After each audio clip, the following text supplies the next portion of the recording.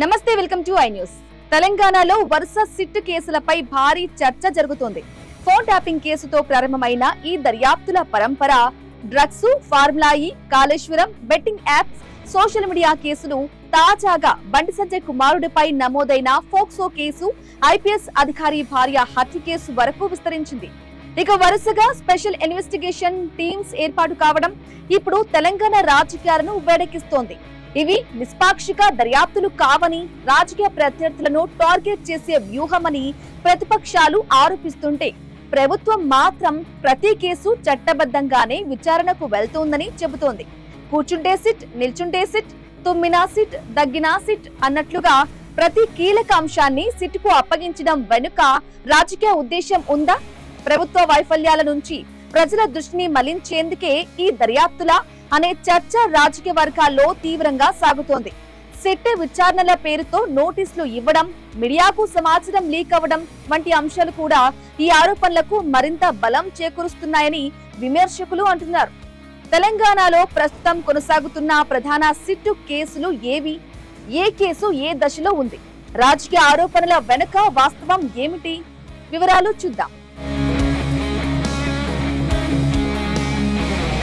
2023 డిసెంబర్లో కొత్త ప్రభుత్వం అధికారంలోకి వచ్చిన తరువాత తెలంగాణలో పలు కీలక కేసుల్లో సిట్లు ఏర్పాటు అయ్యాయి. ఫోన్ ట్యాపింగ్ కేసు, డ్రగ్స్ కేసులు, బెట్టింగ్ యాప్స్ వ్యవహారం, ఓఆర్ఆర్ టెండర్ వివాదాలు, ఫార్ములా ఈ రేసింగ్ అంశం, కాళేశ్వరం ప్రాజెక్టు అవకతవకల ఆరోపణలు, ఇలా వరుసగా దర్యాప్తులు ప్రారంభమయ్యాయి. ఇక వీటిలో అత్యంత సంచలనం సృష్టించినది ఫోన్ ట్యాపింగ్ కేసే. వందలాది ఫోన్లు ట్యాప్ చేశారన్న ఆరోపణలు, సీనియర్ పోలీస్ అధికారుల అరెస్టులు, కీలక రాజకీయ నేతల విచారణలతో ఈ కేసు రాష్ట్రంలోనే అత్యంత పెద్ద సిట్ దర్యాప్తుగా మారింది. అయితే ఈ కేసులో ఇప్పటి వరకు స్పష్టమైన ఆధారాలు బహిర్గతం కాలేదని ప్రతిపక్షాలు ఆరోపిస్తున్నాయి. దాదాపు 3 ఏళ్లుగా విచారణ కొనసాగుతున్నప్పటికీ కేసులో గణనీయమైన పురోగతి కనిపించలేదని విమర్శలు వినిపిస్తున్నాయి. కేసీఆర్, హరీష్ రావు, కేటీఆర్, సంతోష్ రావు తదితర నేతల స్టేట్మెంట్లు నమోదు చేసినప్పటికీ ఇప్పటికీ తుది దర్యాప్తుపై స్పష్టత రాలేదని ప్రతిపక్షాలు చెబుతున్నాయి. ఇక కాళేశ్వరం కేసు నెమ్మదించిందని, ఫార్ములా ఈ కేసు నత్తనడకన సాగుతోందని, ఐఏఎస్ అధికారిని కేసుపై స్పష్టత లేదని, ఓఆర్ఆర్ కేసు కూడా ఆశించిన స్థాయిలో ముందుకు సాగలేదని విమర్శలు వస్తున్నాయి.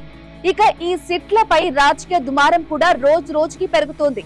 ప్రభుత్వం సిట్లను రాజకీయ డైవర్షన్ టూల్ గా ఉపయోగిస్తోందని, ప్రజా సమస్యల నుంచి దృష్టి మళ్లించేందుకే ఈ దర్యాప్తులు చేస్తున్నారంటూ ప్రతిపక్షాలు ఆరోపిస్తున్నాయి. అయితే ప్రభుత్వం మాత్రం ఈ ఆరోపణలను పూర్తిగా ఖండిస్తోంది. ప్రతి కేసు చట్టబద్ధ ఆధారాలతోనే ముందుకు వెళ్తుందని, ఎవరికీ రాజకీయంగా టార్గెట్ చేసే ఉద్దేశం లేదని స్పష్టం చేస్తుంది. ఆనాడు ప్రతిపక్షంలో ఉన్నప్పుడు రేవంత్ రెడ్డి సిట్టుల ఏర్పాటును తీవ్రంగా వ్యతిరేకించారు. సిట్లు రాజకీయ కక్ష సాధింపుకే ఉపయోగపడుతున్నాయని ఆరోపించారు. అయితే ఇప్పుడు అధికారంలోకి వచ్చిన తరువాత వరుసగా సిట్లను ఏర్పాటు చేయడం రాజకీయ చర్చకు దారితీస్తోంది.